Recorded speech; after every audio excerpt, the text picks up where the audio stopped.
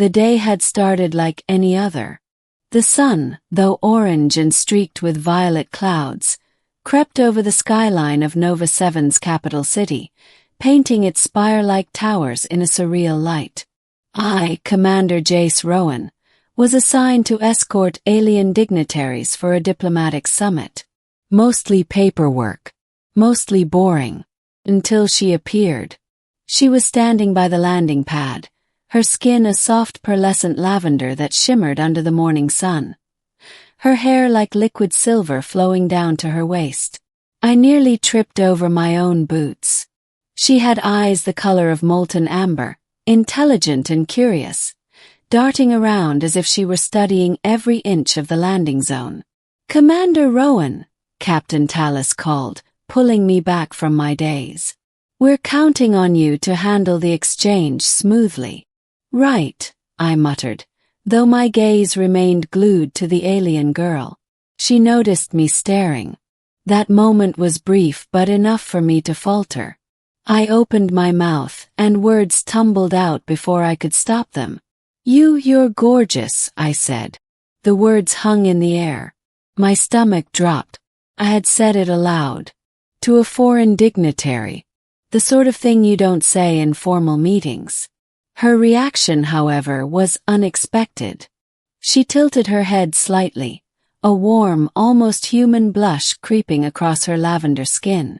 Then she smiled, a shy, radiant smile that made my chest tighten.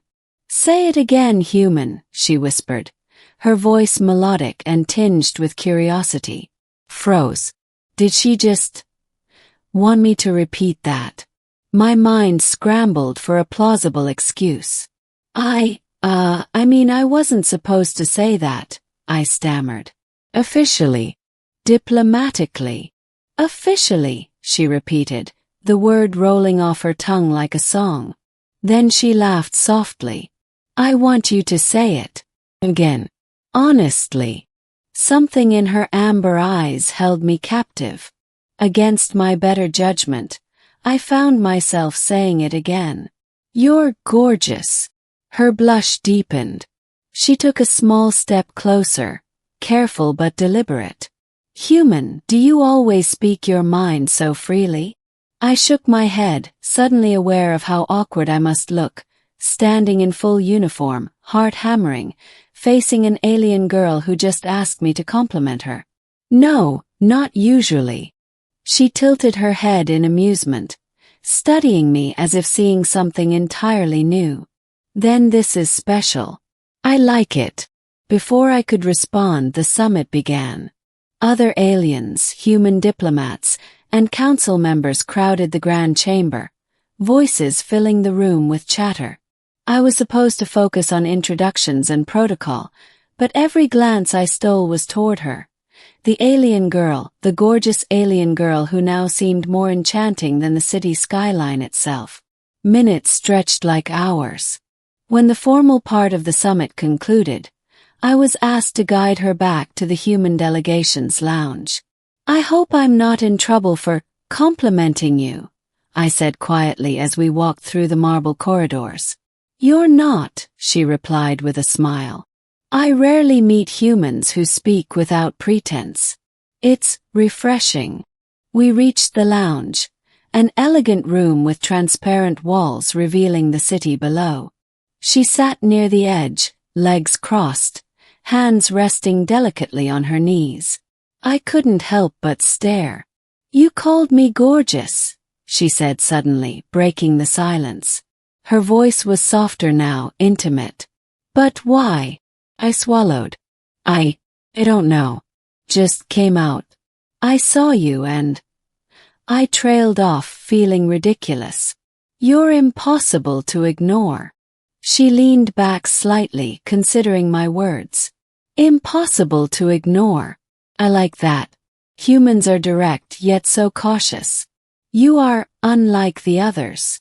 I felt my cheeks warm. I didn't mean to be unusual. My voice faltered. "I just said what I felt." "That is rare," she murmured. Then, in a bold, sudden gesture, She reached out and brushed her fingers against my arm. I like honesty. Keep speaking honestly, human. I find it enjoyable. Froze. Her touch was light, but it sent an unexpected jolt through me. I could feel my pulse in my throat. I will, I managed to say. She smiled, that enchanting smile that made me feel simultaneously terrified and elated. Good, because I want to hear it again. And again. The next few hours passed in a surreal blur. We spoke of trivial things at first. Views of the city, favorite foods, human habits she found amusing. Yet, every conversation carried an undercurrent of unspoken tension, a magnetism I had never experienced before. At one point, she asked me to demonstrate something humans called humor. I cracked a joke about my uniform being too formal for heroic appearances, and she laughed, a musical chiming sound that made me grin like an idiot. She leaned closer, amber eyes sparkling. You are funny, human. You're easily amused, I teased, though my heart wasn't entirely in the jest. I like it when someone makes me laugh, she admitted softly.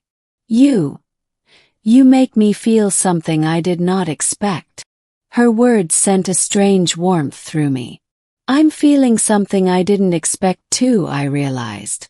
Later, as the summit ended and dignitaries began to leave, she lingered near the exit. Human, she said, her voice low, intimate.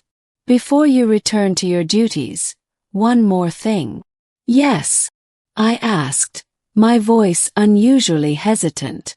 Say it, she whispered, leaning so close I could see the tiny flecks of gold in her amber eyes. Say I'm gorgeous. One last time. I took a breath, heart racing, and spoke with honesty that surprised even me. You are gorgeous. I'm glad I met you. Her blush returned, more vivid than before. Then I shall remember you, human. You are unlike any I have known. Perhaps I will even hope to see you again. Then I'll hope that too, I replied, almost without thinking. She inclined her head in a graceful bow, then walked toward her transport pod. I watched her go, every step leaving a trail of glittering light from her pearlescent skin, disappearing into the city below. I returned to my duties, but the memory of her smile, her laugh, and the blush on her face haunted me.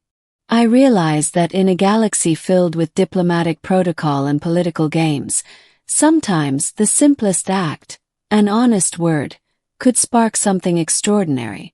Weeks later, back on Earth, I still replayed that morning over and over in my mind. Her words, her smile, the way she had asked me to say it again. It had changed something in me. And then, as I walked onto the observation deck, I received a secure transmission from Nova 7. Human Jace Rowan, the message blinked. I hope you remember me. I wish to see you again. Laria smiled.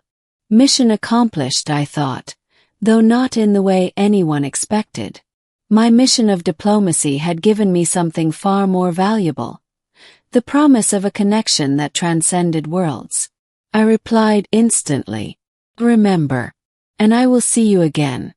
And for the first time in my career, I realized that the galaxy didn't feel so vast when someone like her existed in it.